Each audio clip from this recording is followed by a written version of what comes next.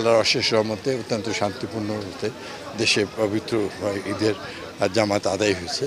রাজশাহীতেও রাজশাহী মহানগর অত্যন্ত সুন্দরভাবে আদায় করছে। আমি সবাইকে ঈদুল আজহার শুভেচ্ছা জানাই এবং দেশের সমৃদ্ধি সাফল্য কামনা করছি। Furniture just smarter, JMG furniture.